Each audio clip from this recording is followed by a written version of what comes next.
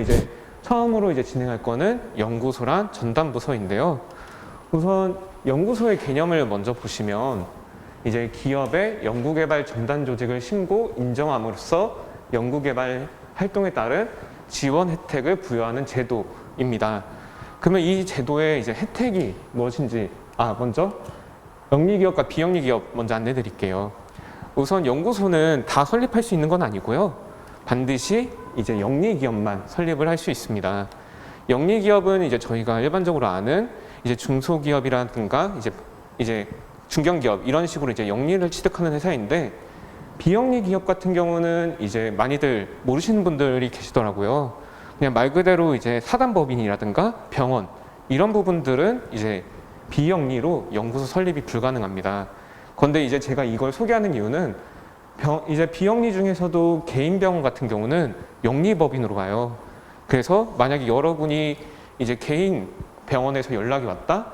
그러면 이제 연구소 설립에 대해서 안내를 해주시면 됩니다. 그래서 이거에 대한 혜택을 먼저 보면요. 연구소는 이제 설립하면 연구개발 비용이라든가 시약, 그다음에 인원에 대해서 25% 공제를 받을 수 있습니다. 근데 우리가 하는 이제 제조업체 같은 경우 연구소 설립하면 제품을 구입할 때 연구 목적으로 따로 구입을 하지 않고 한 번에 구입하고 일부분만 이제 연구 비용으로 빠지게 되잖아요. 그래서 거의 식약이나 이런 부분에 대해서는 연구개발 세액공제가 불가능해요.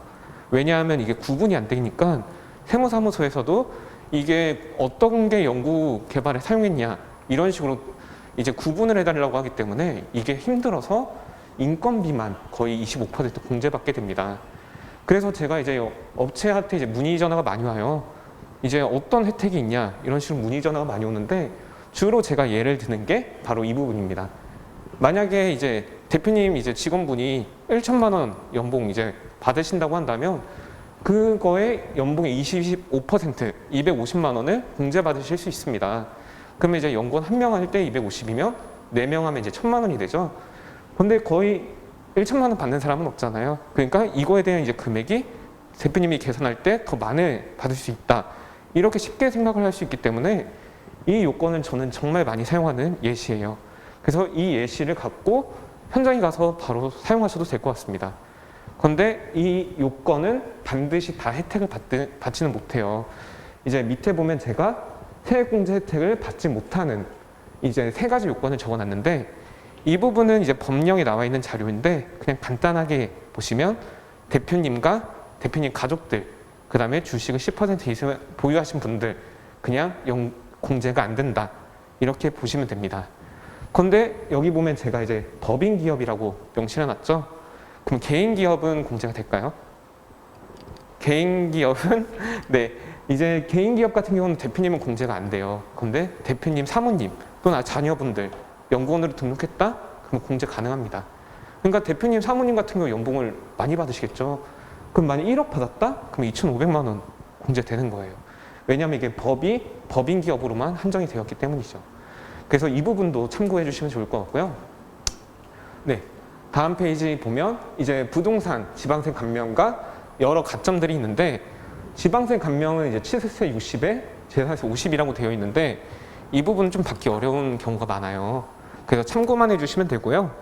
이제 받기 어려운 이유는 연구 목적으로 사용하는 이제 건물 이런 부분에 연구소로 등록될 경우 받는 부분인데, 저희가 이제 관리하는 기업들은 대부분 일부 공간, 파티션이나 별도의 방만 진행하는 경우 많잖아요. 그래서 이거는 솔직히 제가 한 5년 동안 이거 하면서 받으신 경우는 많이 못 봤어요. 그래서 이 부분은 그냥 참고만 해주시고요. 그리고 가점 요소, 여러 병특, 이노비즈, 그 다음에 국가에서 운영하는 요소에서 가점을 많이 받아요. 그래서 우리 기업이 만약에 연구소가 없다? 그러면 처음에 먼저 연구소 설립을 해주시는 것을 추천드려요. 왜냐하면 국가에서 가점 요소나 이런 부분이 너무 혜택이 많기 때문에 중소기업인데 연구소가 없다? 그러면 바로 계약을 해주시면 될 것 같습니다. 네, 우선은 이제 인적 요건을 볼 텐데요. 인적 요건은 제가 이 네모의 칸으로 친 이 부분만 기억을 해주시면 돼요. 왜냐하면 이제 대기업과 중견기업은 10명과 7명인데 우리가 이제 필드에 나가면 주로 있는 기업들이 소기업이고 그 다음에 좀 있는 기업은 중기업이잖아요. 소기업은 3명만 있으면 연구소 설립이 가능합니다. 그런데 여기 보면 창업 3년 미만이라고 되어 있죠. 창업 3년 미만은 2명으로 연구소 설립 가능해요. 그런데 여기서 이제 제가 말씀드리고 싶은 부분은 창업 3년 미만의 기업 경우 대표님이 연구원으로 등록이 가능하세요. 그러면 만약 우리 기업을 딱 방문했는데 대표님 한 분하고 직원이 2분 있다. 그러는데 3명 다 조건이 안 되고 대표님만 돼요. 대표님만 되고 2명이 조건이 안 돼요. 그러면 대표님을 연구원으로 설립을 이제 등록을 하고 보조원으로 1명 정도 넣어서 보조원에 대한 세액공제 받으시면 돼요. 그래서 전담부서는 인원 1명으로 가능하다. 그리고 창업 3년일 경우 대표님이 연구원 가능하다. 이 부분을 이제 해가지고 현장 가셨을 때 이 요건만 기억하시면 세액공제 어떻게든 박스될 수 있게끔 컨설팅이 가능하겠죠. 그러면 만약에 이제 우리 기업에서 방문했는데 연구원 1명으로 이제 전담부서 설립을 하고 보조원은 얼마나 넣을 수 있을까요? 보조원은 수가 정해져 있지 않아요. 그냥 1명이 있다? 그럼 보조원을 인원수에 맞춰서 많이 넣을 수 있어요. 그래서 만약 연구원이 1명 있다? 그러면 보조원으로 3명까지 저는 넣어봤어요. 그래서 실제로 제가 설립했던 기업은 이제 연구원이 거의 사원, 이공계 나오신 사원분이셨고 보조원이 부장 가장급이었어요. 그러면 급여 차가 많이 나겠죠. 그런데 연구원으로 1명이 설립하고 보조원도 똑같이 세액공제 25% 가능하기 때문에 이런 식으로 세팅을 해드리면 기업 대표님 입장에서는 공제를 많이 받는 혜택을 드리고 좀 더 신뢰도가 상승하겠죠. 그래서 이런 부분의 컨설팅을 좀 해주시면 기업 입장에서는 많이 좋을 것 같아요. 그래서 우선 제가 앞전에 이거를 먼저 나왔는데 연구소랑 전담부서 차이를 먼저 말씀드릴게요. 전담부서는 인원 1명으로 설립 가능하고 연구소는 소기업의 경우 3명으로 설립 가능한데 이 혜택에 대한 부분은 크게 차이가 없습니다. 여기 보면 이제 개발 세액공제 25% 동일하게 받고요. 차이가 있다면 지방세 감면, 아까 제가 좀 받기 어렵다고 한 거 있죠. 그 부분은 이제 전담부서 못 받고 전문요원 제도는 제가 병역특례 때 좀 이따 말씀드릴 텐데 전담부서는 안 돼요. 그리고 마지막에 보면 벤처 이노비즈. 벤처나 이노비즈는 요즘 요건이 많이 어렵기 때문에 무조건 연구소나 전담부서 설립을 해주시는 게 좋아요. 그런데 되도록이면 연구소로. 이거는 X라고 했지만 세모로 그냥 봐주시면 될 것 같아요. 그러면 계속해서 이제 안내를 드릴게요.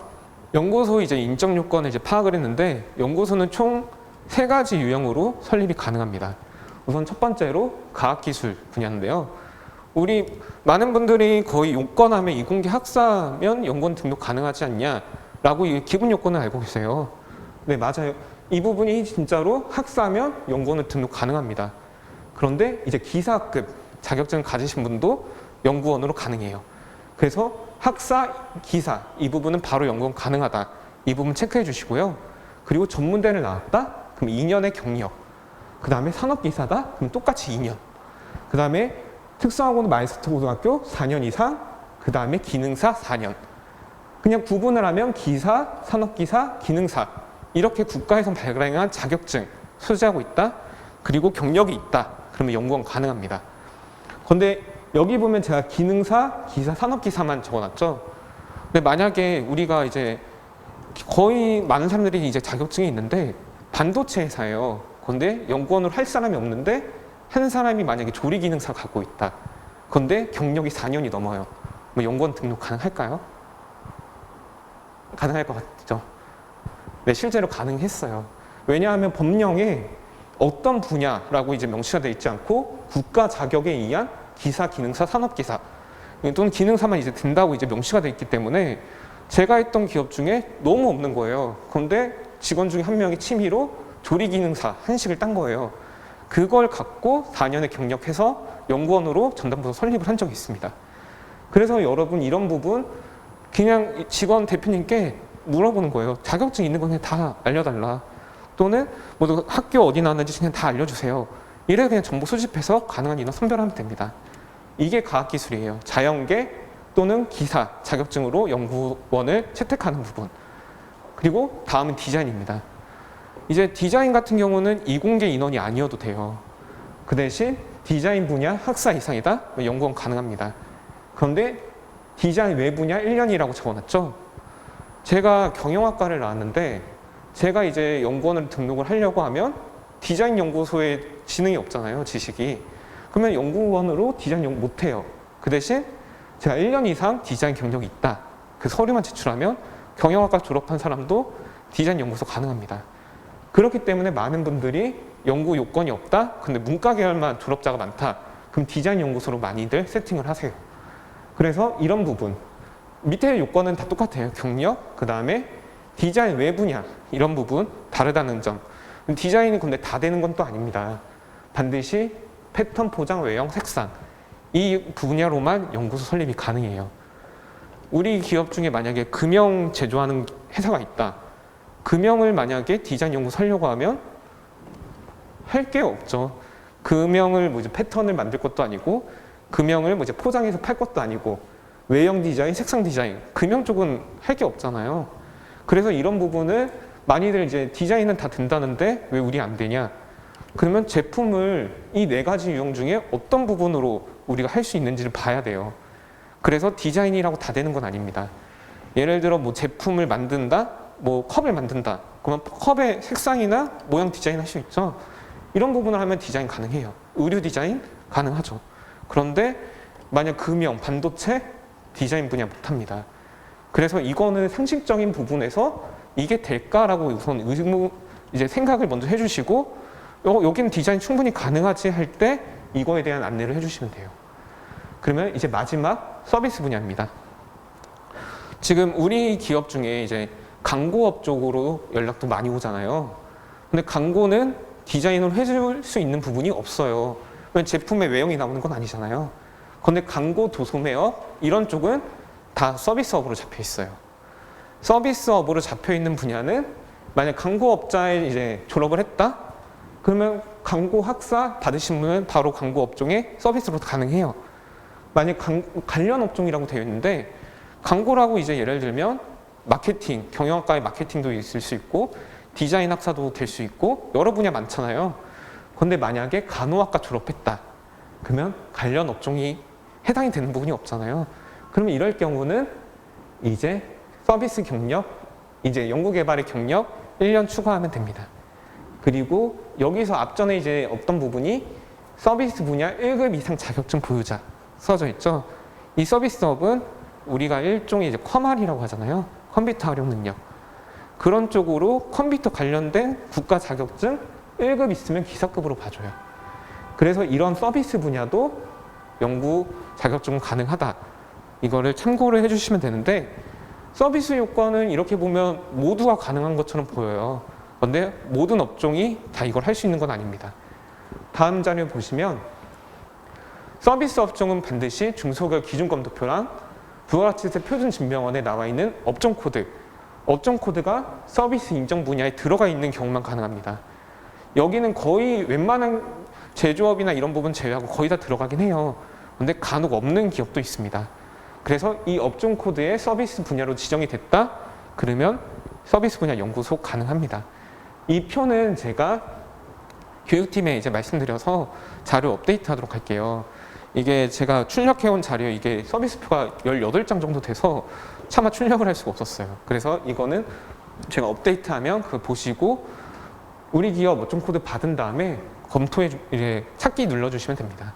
그래서 서비스 분야는 연구소 가능하다. 이렇게 봐주시면 되고요.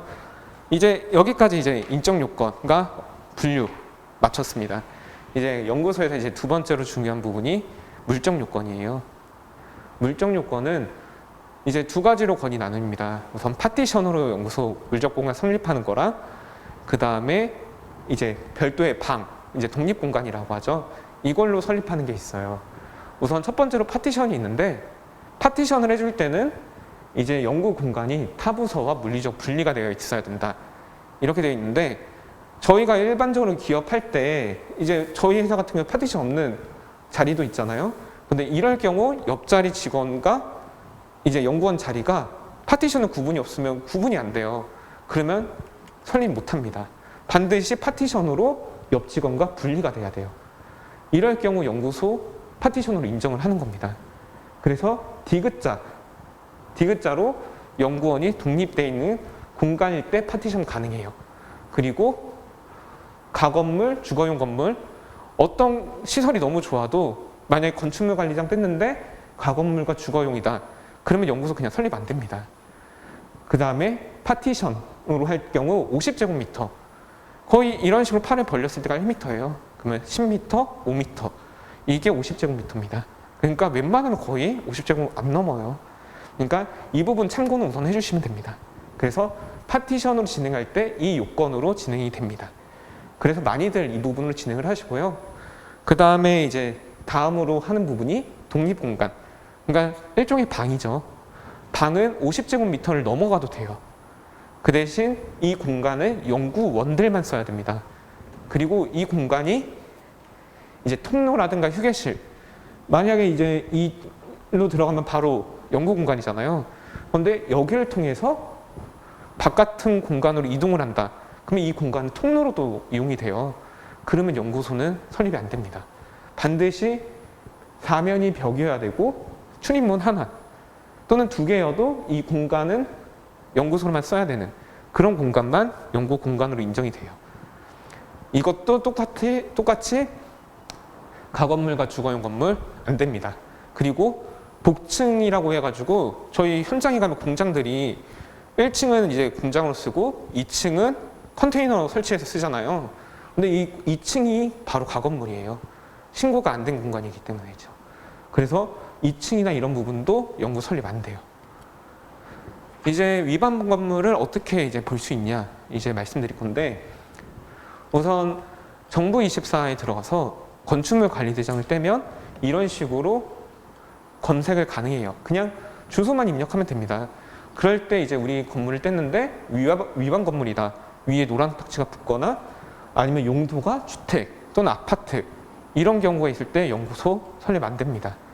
그 대신 위반 건물이라고 떴는데 뒷장에 이제 변동상을 보니까 여기가 2층이라고 만약에 위반 건물 사유가 2층 공간이 확장해서 위반이다 떴다. 이러면 근데 우리 기업의 연구소가 3층에 있어요. 그러면 3층 위반이 아닌 거잖아요. 그러면 또 연구소 설립이 돼요. 그러니까 위반 건물이라고 떴을 때 뒷장을 봐서 왜 위반이 나왔는지 몇 층이 위반인지 확인을 해야 됩니다. 근데 만약에 3층에다 우리가 연구소 설립할 건데 3층이 위반 건물이에요. 그러면 사업장의 등록증의 주소와 연구소가 일치하지 않아도 됩니다. 그냥 임대차 계약서 가져다가 다른 곳에 연구소 설립하셔도 돼요. 이 말 이해되시나요? 네, 이거면 넘어가도록 할게요. 네, 아까 제가 이제 복층은 안 된다 했죠? 이제 거의 공장에서 많이들 쓰시는 게 이런 구조예요. 1층에 뭐 사업장 깔고 2층에 사무실 설치하고 이런 식으로 해서 시설은 너무 잘 돼 있잖아요. 근데 이게 바로 이제 복층으로 가건물은 안 된다는 이제 예시예요. 근데 이 컨테이너 박스는 바닥에 붙여 있죠. 그러면 그냥 독립 공간으로 봐요. 근데 허공에 떠 있는 걸로 보이면 가건물, 연구소 진행 못 합니다. 그래서 이런 부분도 차이가 있기 때문에 현장에 갔는데 대표님이 우리 2층 사무실에 연구소 설립할 겁니다. 이러면 2층은 가건물이기 때문에 연구소 공간을 1층에다 설립을 해주셔야 됩니다. 라고 바로 안내를 해주셔야 돼요. 이거는 이제 예시 사진이에요. 실제로 저희가 이제 설립했던 공간인데 파티션으로 할 만한 공간이 없어서 그냥 벽 모서리에다가 가벽 하나 세운 다음에 연구소 설립을 했고요. 그 다음에 독립할 곳이 없어서 대표실을 연구소로 설립을 했습니다. 이런 식으로 설립도 가능하고요. 그리고 이 자리는 이제 파티션으로 한 명의 자리만 설립하려고 이 안쪽에다 이제 붙인 거죠. 이런 식으로 연구소 설립 가능합니다.